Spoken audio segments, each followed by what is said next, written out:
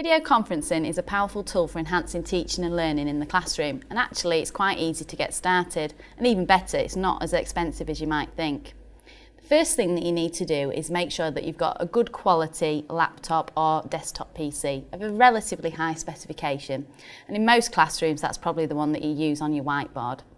The next thing that you need to do is make sure that you're connected to your regional broadband network. And the easiest way to do this is to go to the www.nen.gov.uk site, which I'm going to do now, and look for the little graphic that tells you that you're connected.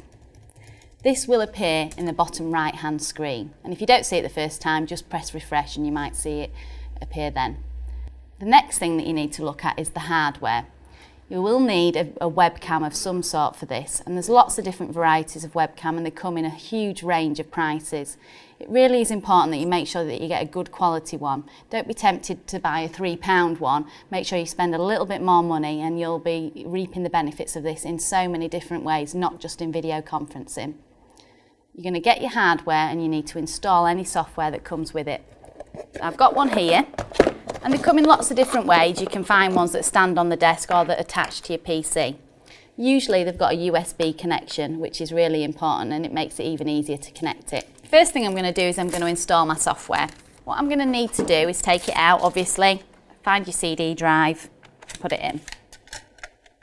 And usually you just need to follow the instructions on screen for doing this. Something will pop up and it will tell you what to do. Just keep clicking next and install, and it's relatively quick and straightforward. The other thing that I'll need to install is some Polycom software. Now this doesn't come with your webcam and you will probably need to purchase it. But I would check with your local authority because it might be that either you've got a licence already or they can help you in buying it or providing you with one. And again, you're going to take that out, put it into your CD drive and install it. Really simple and straightforward. Once you've done all of that, what you will then need to do would be to plug your webcam in. So you can see here mine clips onto the top of my laptop, so I just need to balance it on there, make sure that it's connected and secure on the top, because the last thing you want is it to fall off in the middle of a conference, and then plug it in using the USB slot. Once you've installed your Polycom software, you will need to make a few changes to some of the settings. So the first thing that you need to do is to open it up onto your screen. It's quite easy and straightforward and you'll get a pop-up window. You then need to click on, there's a little icon at the top that shows you a spanner that's the settings menu. Once you open this up, you're going to click on the H323. And here you'll see something that says Gatekeeper, and you'll also see a box that says Extension. And these are the important information that you'll need to configure to set up your network. So you'll type in your Gatekeeper and add your school E164 number. Now you probably won't know what that is and you will need to ask somebody, and the best place to go for that is your local authority because they'll be able to give you all that information.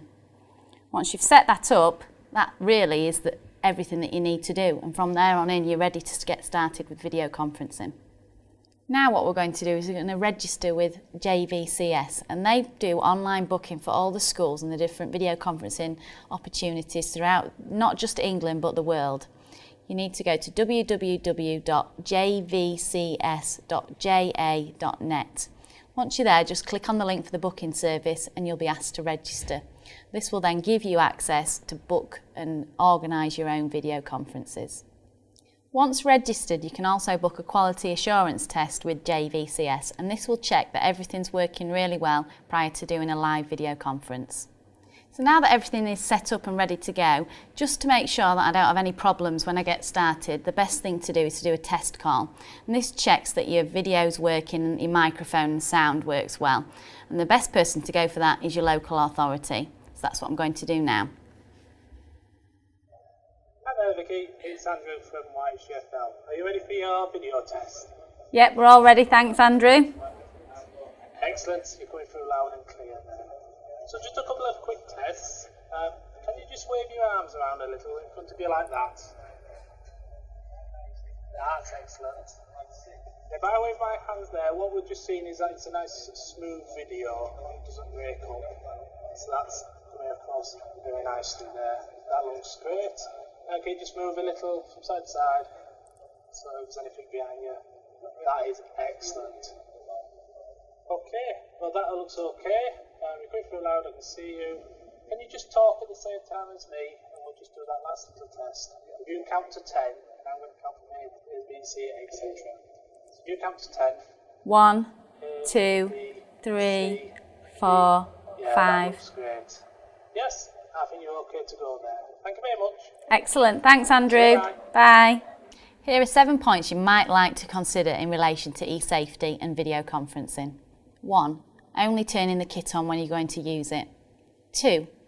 Be aware of the auto answer and mute auto answer calls. This will ensure that you're not answering calls in the middle of the lesson without realising it. 3.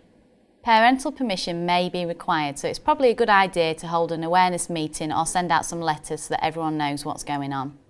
4. Links can be recorded, and if that's something that you want to do, make sure that everybody involved in the call knows that this is happening. 5. As with any visit or visitor, you have to make sure that the children are supervised at all times, and that is at both ends of the call. 6. Some cameras have a far remote control, so you might want to make sure that this is turned off. 7. Also think carefully about using full names. This is really something that you shouldn't be doing on a video conference. First names are all that you'll require.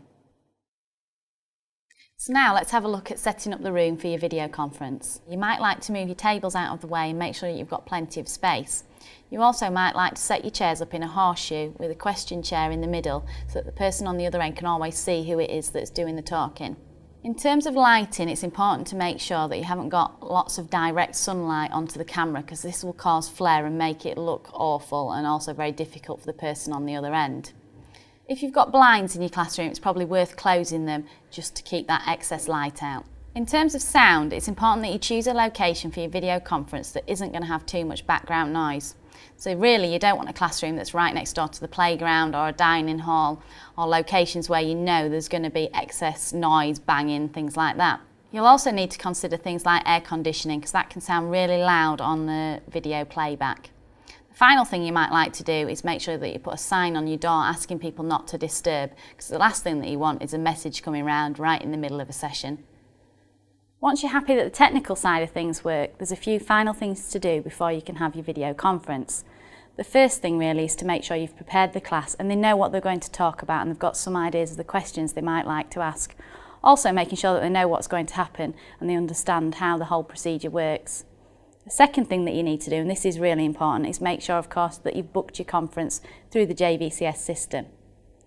During the call itself, it's really handy to have a phone just there in case anything goes wrong. Also, remember the key points that we did earlier about the classroom setup, making sure that the noise and the light and your signs on the door.